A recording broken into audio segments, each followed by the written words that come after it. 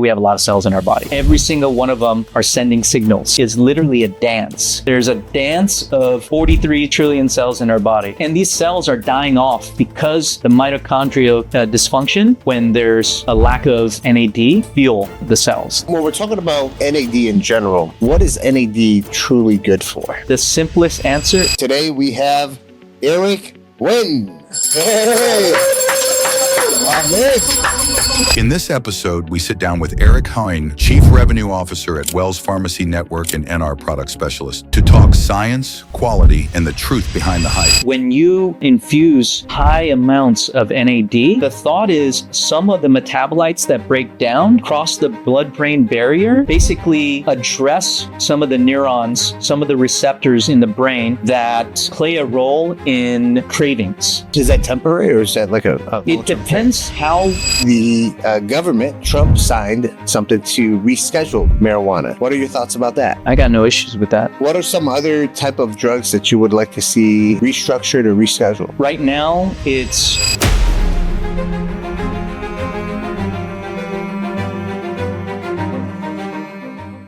Welcome to another episode of A Healthy Point of View podcast. I'm your host, Sam Tejada. And as usual, we're bringing experts from all over the world to talk about health, wellness, beauty, and mindset. Today, our guest comes all the way from LA, California. So this guy is an expert. He's a subject expert in a topic that has become very trendy, a topic that you hear a lot of celebrities talking about it, a lot of hedge fund guys talking about it. He's an expert in the NR product. A lot of us have heard about NAD. We're going to talk about NAD, and we're going to talk about what are some of the things that are better out there for what we're trying to accomplish with that NAD that you've heard the Kardashians talk about. You've heard all of these different people talk about. Technology's changing. Today we have Eric Huynh. Hey! Amen. Eric, welcome to Healthy Point of View podcast. Thank you. It's a pleasure to be here. An honor. Absolutely, man. So we're going to be talking about regenerative medicine. We're going to be talking about functional medicine. We're going to be talking about root cause medicine and how to really target cellular health with some of the things that you've become a subject expert in. But before we even get into that, you come from a background in traditional medicine where we know our traditional conventional medicine is very reactive. Right. So I want to go back to early on in your career of, well, first, why you even get into the medical business and what was it like being part of reactive medicine? Yeah, thank you. Great question. Like, when you grow up young and back in the 80s, medicine was something that was talked about as being a prestigious place to be, right? Being a doctor, being somewhere in the medical field. And that was expected of my family. So I pursued that path, right? But I knew that interacting with people from a business side of point of view was like more interesting to me. And so that's why I got into the combination of business and science, right? Okay. And so at that point, I spent a good 26 years of my life in this reactive approach instead of a preventative approach, because that's all we knew back then, right? We were Pavloved in a way to think that, getting drugs when you have a symptom is what medicine is all about, right?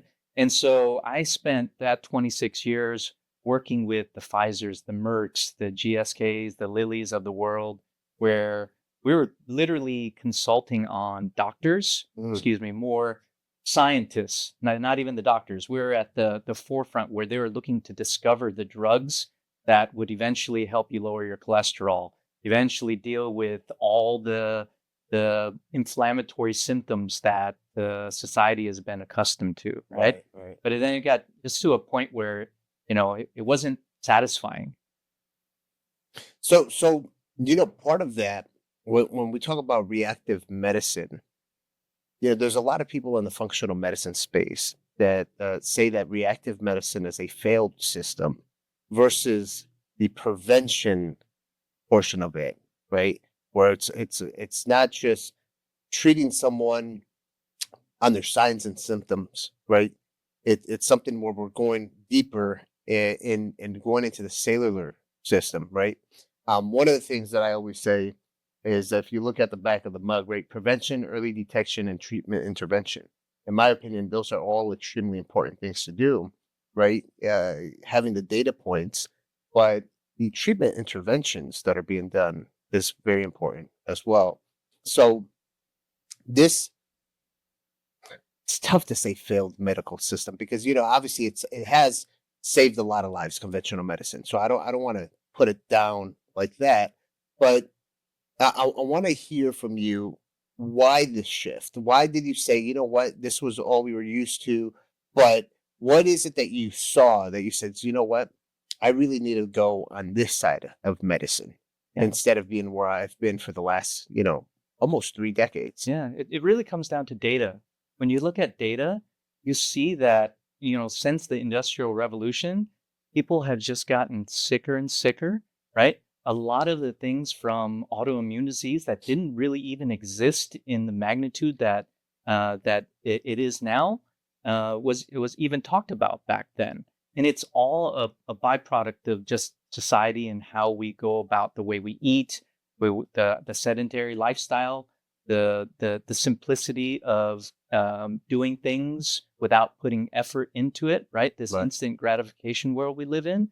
So a lot of that has led to this systemic challenge that we've had, right?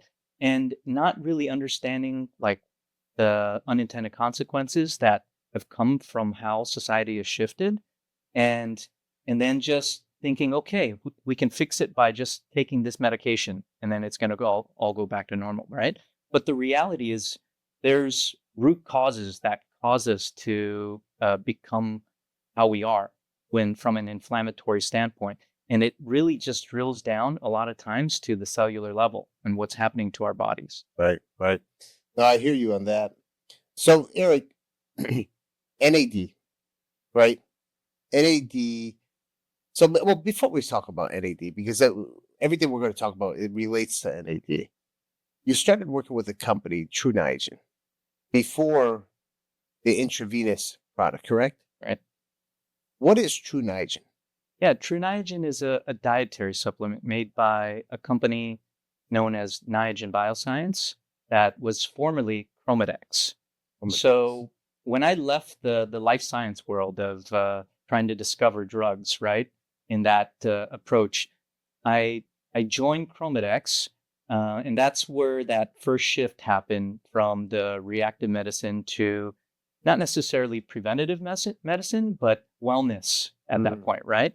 And True Niagen is a fantastic company and product in that it's a company that was set on the foundation of science first, as opposed to just being a marketing machine to put out, the dietary supplements in the sheer volume that are out there, right? So it's a company essentially around one molecule, nicotinamide riboside, which is a precursor to NAD that we'll talk a bit about, right? So I joined that company at that time, now it was about 3 years ago, to help them transition from a dietary supplement company to a quote-unquote biotech company that manufactures and offers a pharmaceutical-grade API that ultimately can be compounded in a sterile form and administered in various delivery modalities. Okay. So that's the history of the company. I like that. So Eric, when we're talking about NAD, why is NAD misunderstood at the cellular level? Yes. I mean, NAD is such a hot molecule, like you said, right? From the celebrities talking about it to athletes, on and on and on, looking for it as that, edge for what they're doing, right? And part of the misunderstanding is the molecule wants to be in the cell. That's where the magic happens, right?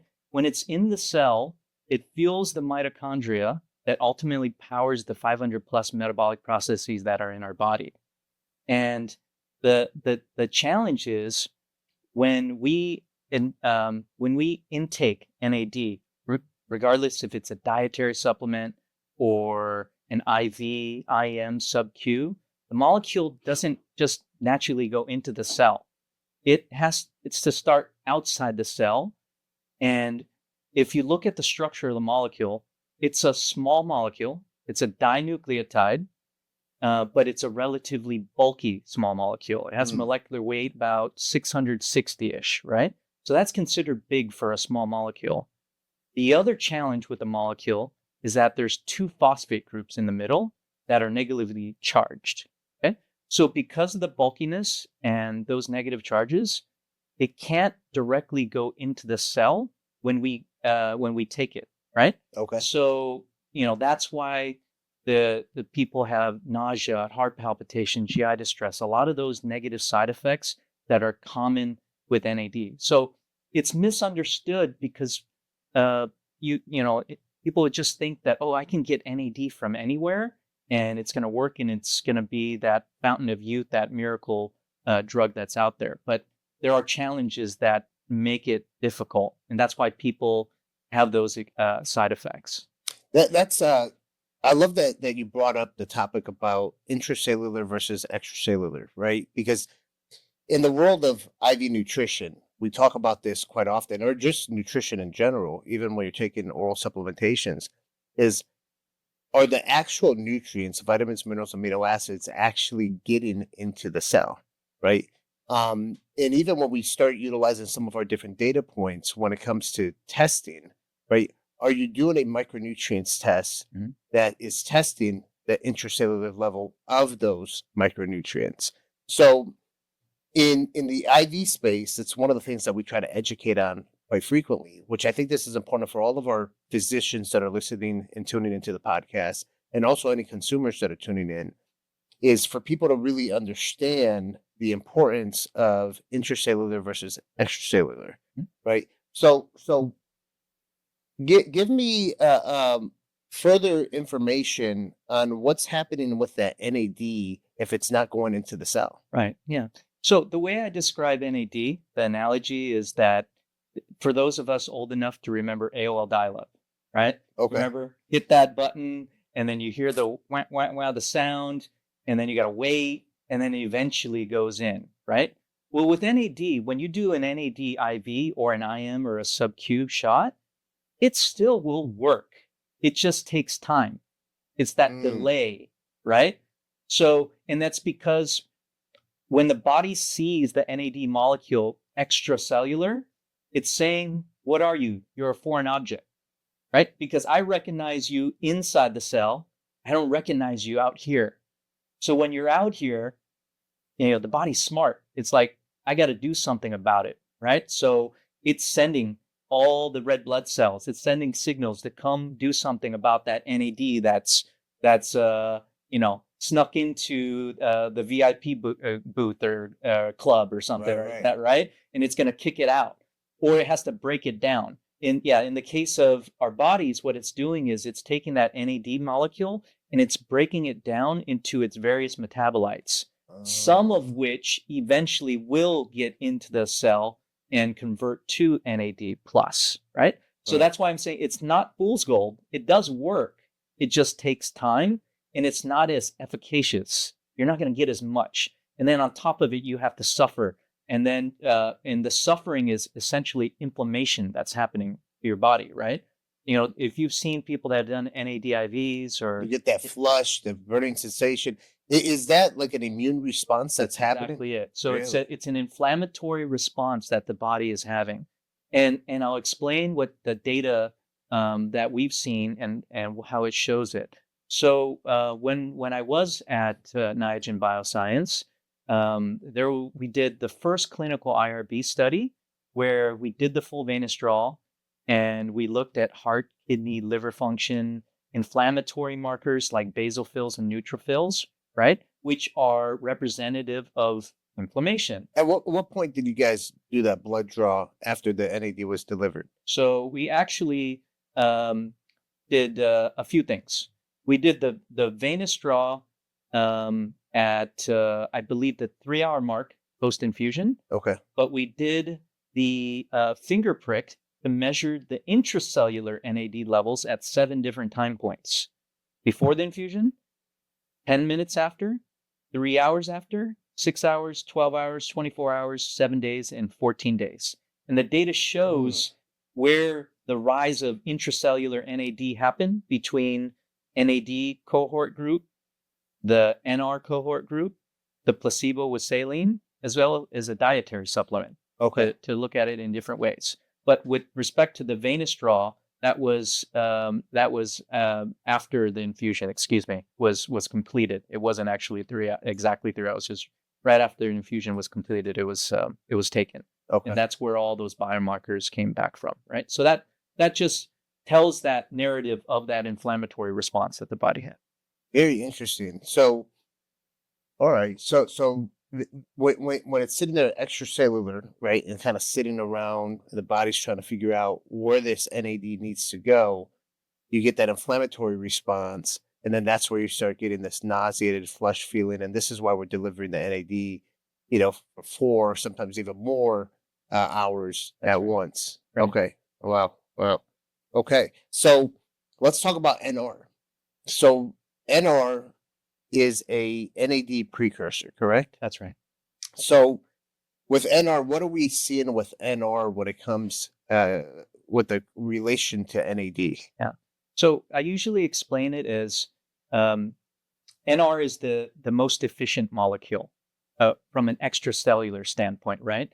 All these molecules play a role in how we even survive and how the cells survive, right? But it's about which one's most efficient at what period in time. So when we simplify and talk about extracellular versus intracellular, from an extracellular standpoint, NR, it's for one thing, 38% the molecular weight of NAD, and it doesn't have that phosphate group that I mentioned, right?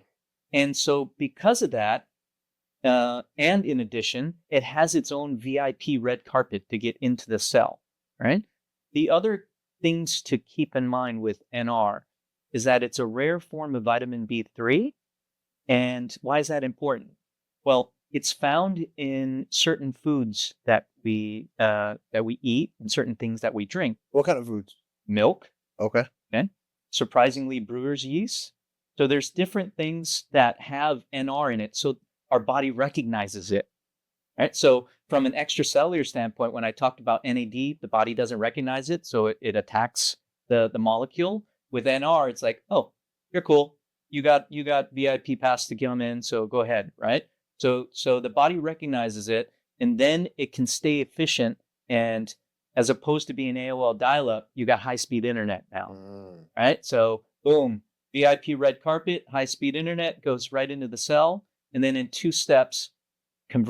First it converts to NMN, and then NMN converts to NAD plus inside the cell. Oh, interesting. So NMN, that's a NAD precursor as well, right? Right. So how does NMN compare to NR? Yeah, great question. So NMN, NR are very similar molecules. The difference is NMN has that phosphate group. So you remember when I talked about NAD, the phosphate groups are one of the main challenges of how it can't get into the cell. Right. So NMN is the same thing. So if you look at the whole NAD molecule, you have 2 nucleotides and the phosphate in the middle. So if you simplify it, one of the nucleotides is the NR molecule. Okay. NMN is that NR molecule with the phosphate group. So again, in order of efficiency, when you're outside the cell, why start with NMN if NMN needs to dephosphorylate to become NR? To start with NR. Interesting. Would it ever make sense to take NR, NMN, and NAD? As a diet, well, in combination for different reasons by different delivery modalities, absolutely. What do you mean by that? Well, if we're talking just IV, then it doesn't make sense to do NMN, NR, and NAD. You might as well just start with NR because you're going to get more efficacy and without all the side effects, right? With NMN, and NAD, if you're talking, you're going to take a dietary supplement, you're going to do some of these other things, there could be additional value proposition, but there isn't any supporting science. So that's why I'm saying that it could be something that is beneficial, right? Right. I know, for example, like you like the synapsin spray. Yeah, I love that thing. That thing puts me in high definition every day. And that has Yeah. NR inside It that does, spray, yeah. right? There are dietary supplements out there with NMN. You just have to take more of it to get the same value of Right. NR. So that they work. Yeah. It's just a matter of what's Yeah, I guess my question was more: are they synergistic together, right? Or does it make sense to take the NR, NMN as something that's potentially opening up certain pathways in the body? So when you do take NAD, NAD is going to be more effective, or and I don't know the science behind it. I would like you to comment on that. But if you do take, let's say, NR orally, like the True Nitrogen product, and then or the nasal spray, and you take an NMN product, would the NAD that you inject yourself, subcutaneous or IV, would it be more effective? Would you get more intracellular?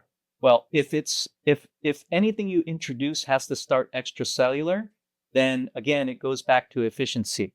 So if you added NR and NMN, then you're going to get all the NR, and the NMN then has to cleave off the phosphate group to become NR. So you are getting value in that you're just getting more NR eventually, right? But that phosphate think of it as waste. It can't get through. So if you have 500 milligrams of NMN, for example, and let's say about 20 to 40% of that molecule represents a phosphate group that's waste, then all that 500 milligrams, you're really only getting about 300 milligrams in. Oh, Okay? wow. Okay. Now, let me take this question just one step further.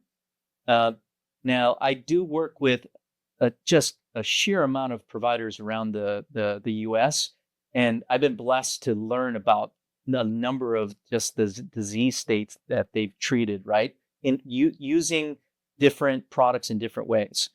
One gentleman, Dr. Henry Liang, out of Clarity Clinic, he treats PTSD, depression, ketamine type center, and he has some profound methodologies for how he has transformed a lot of lives with the use of NAD. And now he's become a big fan of NR, but he still uses NAD, and he uses it in combination with NR. So to your question about, are there any benefits to combining?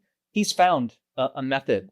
Now he has some proprietary, cooking recipes, right? We'll call it that. So I couldn't expand on what they are, but I do know that individuals like him are mixing products together and seeing some profound benefits from it. Wow. Well, very interesting. We got to get his recipe. Yeah. So with with NAD, we know that NAD has been utilized not just for that brain reboot, right, for cognitive health and stuff, but we know that it's been utilized for like addiction therapy for patients that are addicted to opiates, alcohol, etc. Can we talk about that? Can we explain to the listeners and viewers really like what is it that's happening, and why are physicians utilizing this product for treatment of addiction?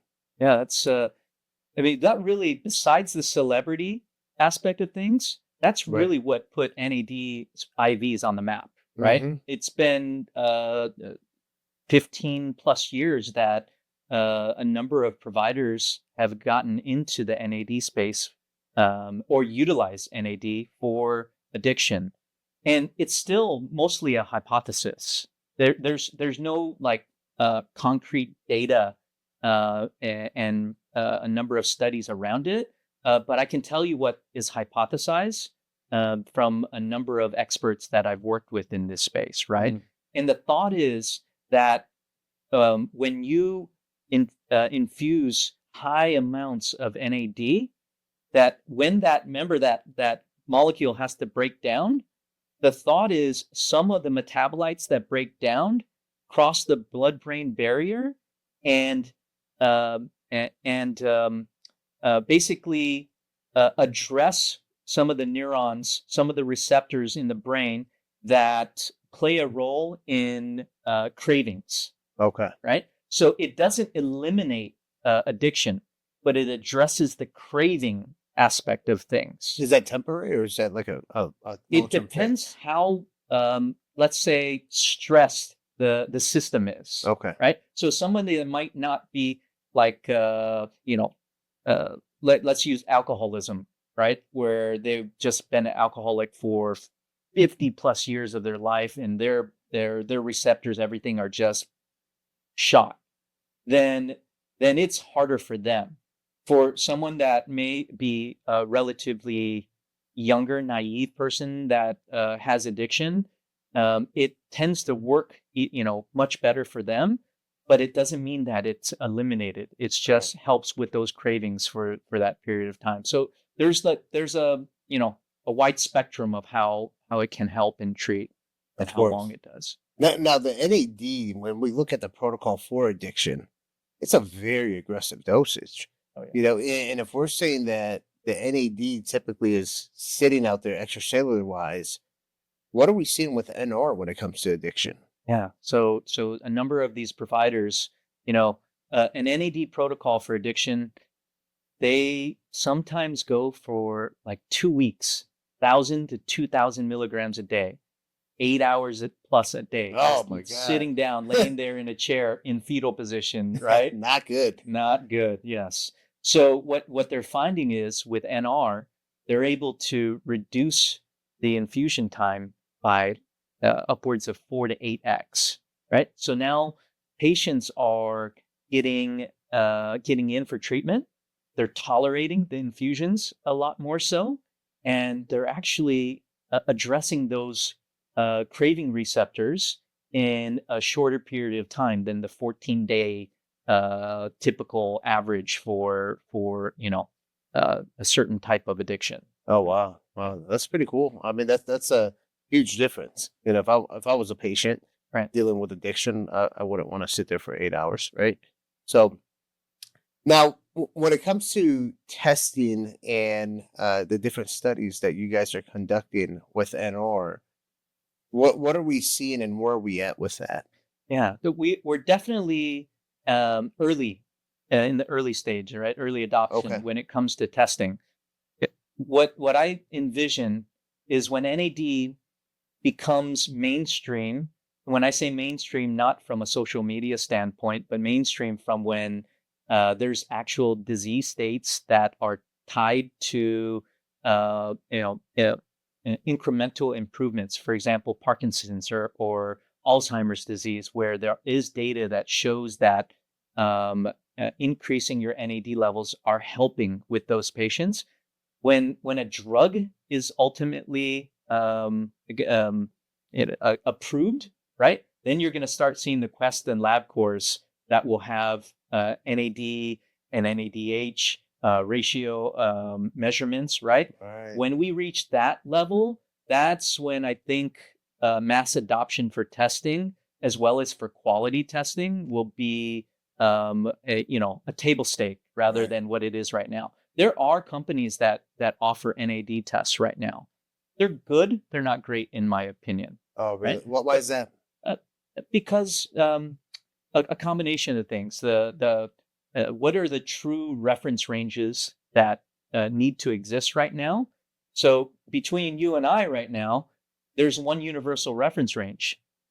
My mom is 73 with Parkinson's. She will have the same reference range that we have, right? Mm, So there isn't quality data, and that takes time, right. right? To where imagine 10 years from now when we can differentiate. Sam, your reference range should be 20 to 30 micromolar. Eric, yours should be 30 to 40 micromolar. My mom should be 10 to 20 micromolar. When we have those type of reference ranges, then things will be more meaningful, right? Right.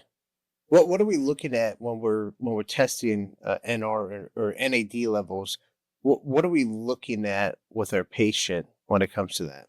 Yeah. So we're looking at intracellular measurements of our NAD levels, right? So that to me provides directionality. It's not the be all end all, but it can show us if what we're doing as an intervention, IV, dietary supplement, what have you, right? Is it moving the needle on where we started before our intervention journey with NAD to where we are based on the protocol that was designed specifically for us, right?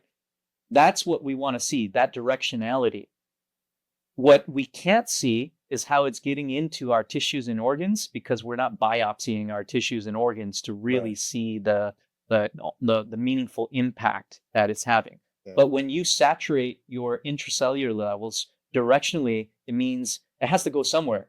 Right. After it's in the cell and it saturates, then it eventually gets into our tissues and organs, which is a good thing. Right. So I would assume that the type of testing that we currently have is really good for like N of 1 data for the specific patient itself as you're treating them. So getting a good baseline of those NAD levels, and then as a medical provider, what would be the expectation to see when it comes to those levels increasing throughout their treatments? Well, yeah.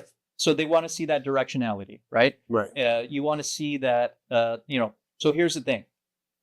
Doesn't matter if we're talking about NAD or if we're talking about testosterone or other naturally producing molecules in our body. As we age, it declines. Right. 100%. That is the same track talk that you hear over and over. Mm-hmm. Once you hit 30, from 30 to 65, 70, you're going to see a decline of about upwards of 65%. Right. So by using the test, that is something that will help you determine, have you started that major decline? When have you started it? And are you below the universal reference range? Are you within range, or are you above? And no matter where you land, you still have a protocol. This is one of those molecules that you need for the rest of your life, right? Hormones, when you replace your testosterone, you just continue to, you'll always need it, right? Estradiol, you're always going to need it. NAD is in that same bucket, in my opinion. So testing is important, and it will get better and better. What labs are currently doing those type of tests? There's a few. I know there's one called Revity Genomics. I know that another one that I'm working closely with is Let's Get Checked. They are working on a really strong test. And then there's a few others abroad internationally as well. All right. Nice. So when we're talking about NAD in general, what is NAD truly good for? What type of patients, what kind of issues these type of patients have? What are we treating with when it comes to NR, NAD, and honestly, the simplest answer is it's literally good for everything, right? So the simple way to think about NAD is the main purpose of it is cellular energy, ATP production, right? And cellular DNA repair. Okay. So it's to the layperson, cellular energy is performance, and repair is recovery, right? So if you think about it in the way of performance and recovery, then you could literally take almost any disease state and put some tie NAD in some capacity to it. I use my mom as an example, right, with Parkinson's, and what's with my mom is that she has lower extremity freezing. Okay, so she locks up. Really? So she's on various medications, right? She's on something called Rytary, which is a combo drug that she has to take every 8 hours. But at the 6-hour mark, her legs will start to freeze up. Okay. We did a Niagen IV for her for the first time in June of last year. Okay. After we did the IV, she was able to go 10 hours without taking medication. Oh, wow. Like her legs were loose, right? Then the next month, we did another Niagen IV and we added glutathione after. Okay. She said she forgot she had Parkinson's. For 24 hours, right? It's like, so then you start thinking, wow, what happens when you start combining some of these different molecules that complement each other, like glutathione and NR together. Like they can do some really, really magical things. So you guys put that in the same bag? No, not in the same bag. What we recommend and what we see from providers is you'll do a Niagen drip, right? Like 500 milligrams in a 500 cc bag. And then the last 100 cc's, do your glutathione push right there. Okay. Right? Yeah. Or that hang a 100 cc glutathione bag after the full drip. Nice. Very interesting. So what with the NAD, one of the things that people go to, which we talked about earlier, is brain health, right? So when it comes to NAD and brain health, and I'm going to ask you a few questions that are similar to this. From a scale 1 to 10, how does NR affect that cognitive health? Yeah. So at Niagen Bioscience, right? I mentioned early on, they pride themselves on just the science, the data. They have 41 peer-reviewed clinical studies. Nice. A number of them are tied to cognition. Your question at hand right here, right? Parkinson's and Alzheimer's. I believe there have been 2 to 3 Parkinson's-related studies now. The third one right now in Norway has 400 participants. Okay. And it's a fast-track study where they're looking at administration of, I don't know the exact number, it's either 1,000 or 200,000 milligrams per day for an entire year to show that cognitive improvement for Parkinson's. And the data should be coming out at some point here in 2026. Oh, nice. That could be really, really disruptive in a positive way. Amazing. Amazing. Now, we always hear about mitochondrial health, right? And we know that NAD has a direct impact on your mitochondrial health. So on a scale 1 to 10, 10 being the best and the most powerful, when it comes to mitochondrial health, scale 1 to 10, where does it land for mitochondrial health? It has to be a 9-10 right there. All right. Yeah. Like it's the fuel, right? Without the fuel, the cells don't operate and they die.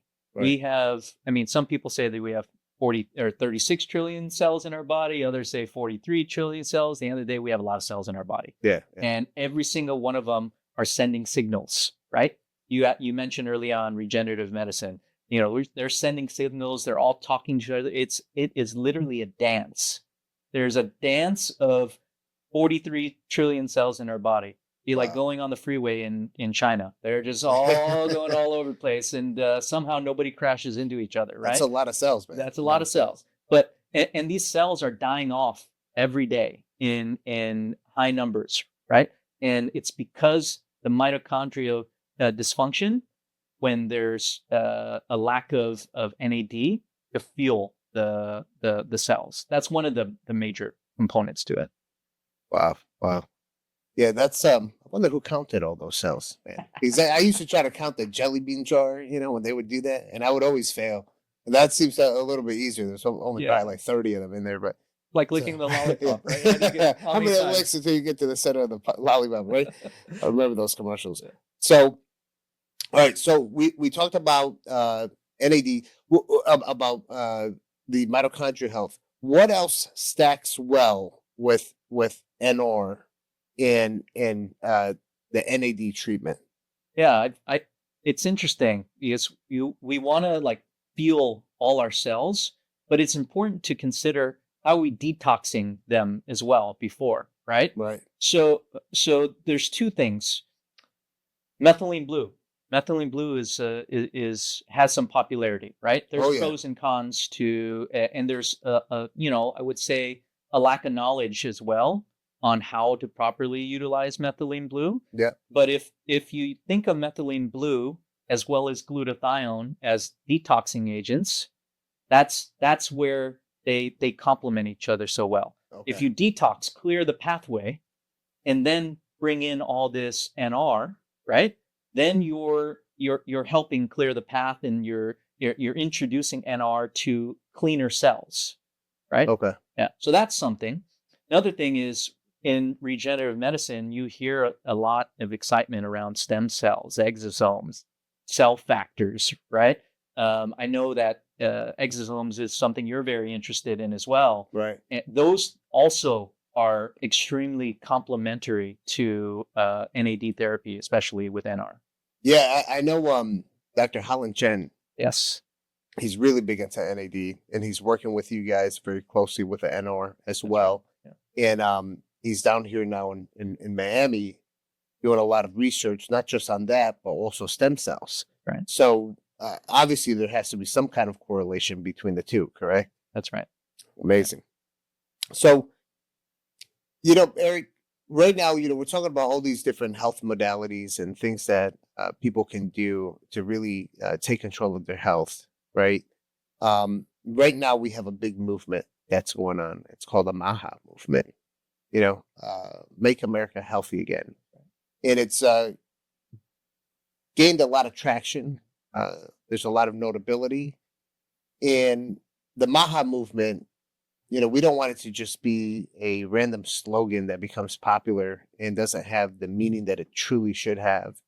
So when you hear Maha, what does that mean to you? It means we're trying to help the people at the end of the day, right?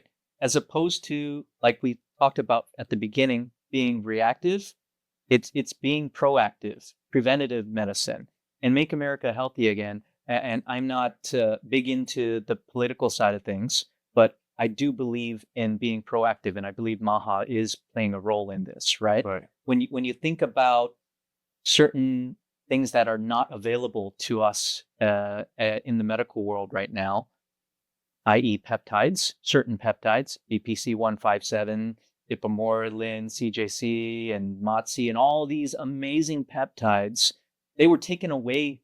And what did that do? It forced providers to go into the gray market, right? To source things from overseas, and research labs and all kinds of stuff. Research labs, testing in Slovakia.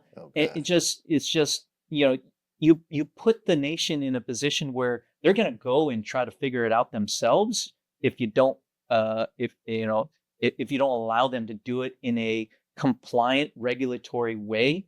So I'm hoping Maha plays a major role in helping to bring things back into the U.S. in a way that we can control it and make it safe for our patients, right? Because there's a lot of risk right now with how peptides and a number of other products are having to be acquired. Yeah, and you mentioned earlier that obviously we don't want to get too involved on the political stuff, the left and the right. But when we're talking about taking care of your health, that should be a nonpartisan topic, right? When you're talking about with the peptides, it's kind of like reminded me of in history, the prohibition days. Like people are still going to find a way to get these things. Right. So why don't we offer it and make sure we regulate it the right way and make sure it's compliant? That's right. Yeah. So why do you think they removed all these peptides? My humble opinion is that they didn't know how to monetize it. Who's they? The government and or the big pharma. Oh, the big pharma mafia. I know that. The big pharma mafia. They're being attacked by preventative medicine, and that cuts into their ability to profit from all the drugs that. It sucks to be attacked by healthy patients when you're the big pharma mafia, right? That's right. Yeah. So, but the thing is, it's and this is one of the things on the association side. Talking to Jeff Cohen, leading healthcare attorney in our space, one of the things that he mentioned, he says, this is the first time I ever see the FDA removing certain drugs where there was no real adverse effect. There was no one got hurt. Right. It's just like, well, there's just no supporting data, so no, you can't do it. That's right. Well, what about all this other stuff? Yeah. So I work for Wells Pharmacy Network, right? Right. We're involved in the Maha movement too.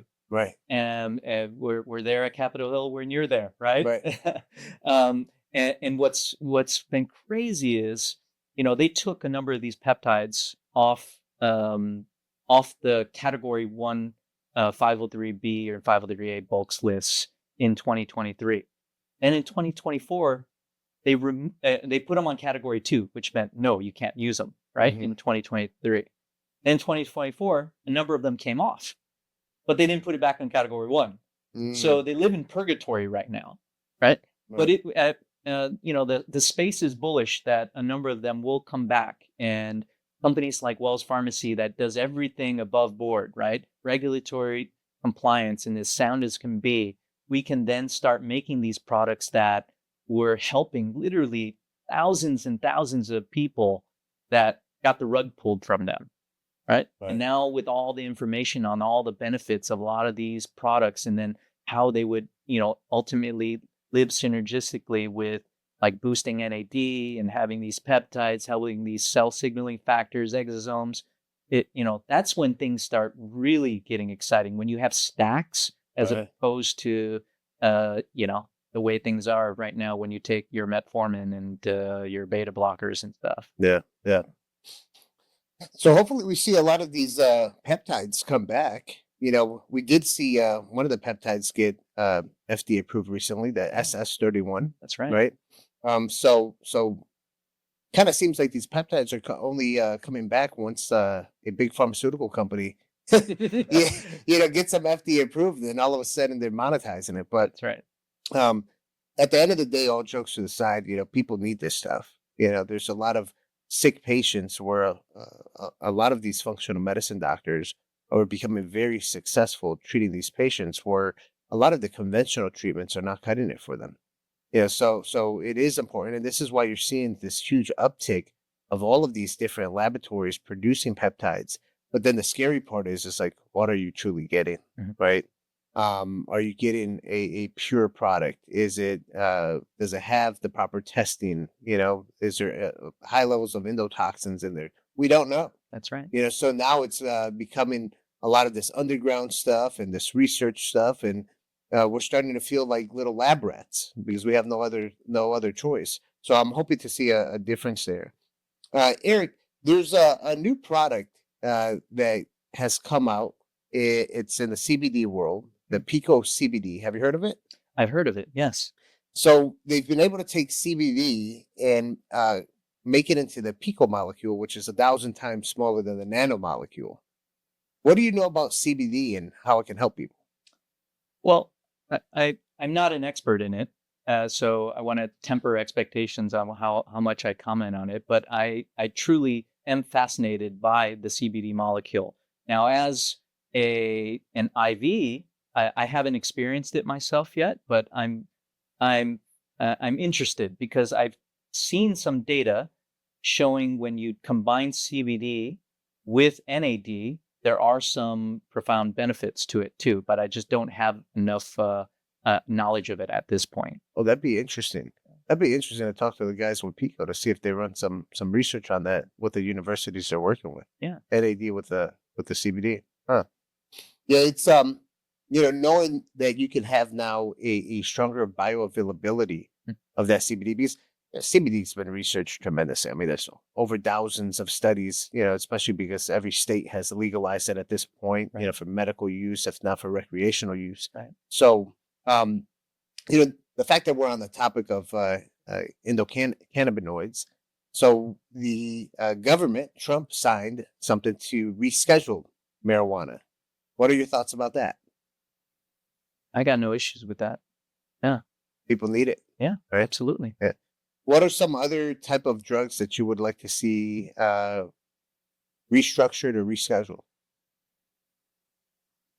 Right now, my attention is on the peptides. I think that's where, if we want to get off I don't want to beat the dead horse with this. We want to get off this gray market dependence on a lot of these products, then that is, number one for me. And then number two is putting more either financial backing or getting fast track FDA approval for stuff down that stem cell path, right? Right. Is it stem cells? Is it exosomes? Is it cell signaling? Whichever is the right delivery mechanism, if it leads to these extremely quick recovery that happen, right? That we're seeing with that whole stem cell space, then I think that could be something pretty special. I agree. That would be pretty cool, man, to see that happen. So if someone's listening to this podcast and really feels like they resonate with the whole NAD, NR stuff, and they kind of feel like, man, maybe I should give this a try. What is that one thing that you can leave them off with? I'll finish by just saying that, again, we all need it, right? So it's, at what point is it important for you to take control of your health and to get in front of not feeling sluggish, not having that brain fog, right? This is something that's really common in society right now. You don't know how many people on a regular basis talk about the brain fog, right? Long COVID is something that is front and center for all of us right now, whether we believe it or not, or whether we know it or not. So many of us are affected by long COVID right now. Absolutely. With NAD, there's studies already showing that increasing your NAD levels, especially with NR, plays a meaningful role in addressing long COVID. So you might think, oh, I don't need it. I feel fine. But the fact is, it's going to decline. So you might as well get in front of the game rather than waiting. And you're just going to live a longer, healthier life at the end of the day. Absolutely. So with the NR, can you, besides IV, can you inject it intramuscular? Yeah, absolutely. Subcutaneous? Absolutely. What's the dosage recommended for subcutaneous versus, let's say, IV? Yeah, so typically what we're seeing in the space is an IV is 500 milligrams or 1,000 milligrams, with the majority being 500 milligrams, right? Right. When it comes to IM and sub-Q, it's typically 50 or 100 milligrams per injection. That's for the NR. For the NR, yes. Mm-hmm. So with NAD, typically what you see in the space is providers will start with 25 milligrams or like a sub-Q shot or an IM shot, and then they'll ladder up 5 milligrams at a time, right? Yeah. And then what they're doing is they're laddering up until they hit that wall, and then where those side effects are. And then they'll be like, oh, let's ladder back down. Right. With NR, because you don't have those side effects, you can start immediately with 50 or 100 milligrams, and you can just do the shots on a daily basis or every other day, with the goal of trying to land somewhere between 500 and 1,000 milligrams over the course of a month. Okay, nice. That's pretty cool. Pretty common. Yeah. I like that. You know, well, now that you can do the NR and not have to sit there for 4 hours, you could do it within 30 minutes. That's right. You know, it's more convenient. It's easier to do. You know, what I was doing with my NAD until the NR came out is I was doing subcutaneous injections because I just didn't have the time to sit there for 4 hours. That's right. So now that you have NR, this is a way that now you're even going to get more of. Correct me if I'm wrong on this, but you're seeing higher levels of NAD intracellular with NR versus taking NAD. That's correct? Right. That's right. That's amazing, man. That's amazing. Efficiency. That is the technology at its greatest right there. So, Eric, is there anything else you want to share about NR that we didn't cover today? There's a lot, but I think at this point we've covered quite a bit. It's it hits everywhere you want to be when it comes to the delivery modalities, IV, IM, and sub-Q. It's going to give the patients the most efficient way to increase their levels and feel good in a reasonable amount of time relative to their metabolic stressors, right? And then for providers, it gives them now a powerful tool that doesn't strain their resources, right? Resources being their staff, right, and the real estate being those chairs that they have in their clinics, being tied up, right? And that's the thing with NAD, and that's the reason why a lot of providers have had to charge what they've had to charge with NAD.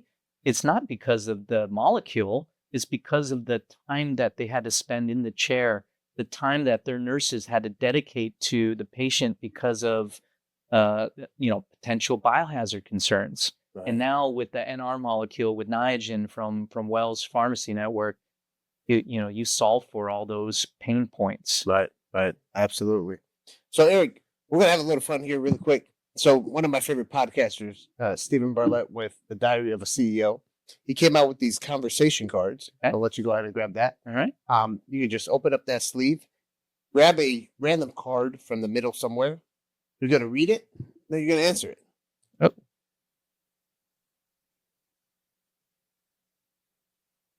When was the last time you cried and why? Oh, wow. Oh, Are boy. we really doing this? Because I actually know. On the way to Liquivita. Oh my gosh, yeah, when I got stuck, right? This is kind of sad, but so I will scroll on Instagram like once a day. Okay? That's my thing. I won't get addicted to social media. Right. And I scrolled on this I was just scrolling down, and then there was an advertisement. And as silly as this sound, it was an advertisement to where there was a music dub over thing, right? So where this husband was driving the car and his wife was in the passenger seat, and a song started playing, and she never heard it before, but it was a custom song, probably using AI, right? Where he fed like the story of their history, and then the dad that passed away and how that impacted her. And so she started crying in the car while driving. So that ad got me. I was like, damn, that was a good ad. So I had like the little tear that came down. Exactly. So that one got me. Yeah. So So, did I you- appreciate good marketing. So did you make an AI, music Yeah, thing for your wife now? Hopefully this airs after I got that app for her. So Awesome. Amazing. Eric, as we wrap up here, right? There's a lot of medical providers that tune into this podcast that sometimes they get stuck in their bubble and they're not venturing into a lot of new technology and a lot of new products. What is the thing that you can leave these practitioners off with when it comes to the NR IV product? Okay. Well, first thing I'll say is the only constant is change. And it's fascinating to me when providers get stuck in a routine, Right. and aren't exploring new things that are going to be beneficial to society, right? So I've spoken with thousands and thousands of providers. There are thousands that are on board and using NR now, but there are even more that either aren't aware of it or are just worried or just thinking NAD is fine for them. So you have to give it a try at the end of the day. You're cheating yourself and you're cheating your patients if you don't look at the data that clearly shows that this is the most efficient way to increase your NAD levels to help your patients. Right. Amazing. And Eric, if people want to find you and learn more about what you have going on, where do Yeah. they find you? Yeah, they can find me at Wells Pharmacy, EHUYNH at wellsrx.com. You can find me on LinkedIn. Those are probably going to be the two most common places at this point. Amazing. Brother, this was a fantastic message to get out to the community, the health and wellness community. I appreciate you for coming on a Healthy Point of View podcast. Thank you for having me. Yeah. Amazing. Guys, you heard it from the subject expert. Eric mentioned it. NR has changed the game. We don't have to sit there for 4 hours to do an NAD drip, right? We can actually get better efficacy of intracellular NAD into our cells by doing the NR IV. There's many clinics out there. Liquivita is one of them. We're offering the NR IV drips. You can do it within 30 minutes. You'll see. You'll feel it. You'll take care of your health, cellular health, mitochondrial health. This is what you need to live a healthier and better life. If you feel like you don't need it, you damn right know that somebody you know personally will definitely need it. But make sure you share this podcast. Make sure you comment, do all that fun stuff. Don't forget to subscribe, and we'll see you for the next one. Awesome. Woo. Got it.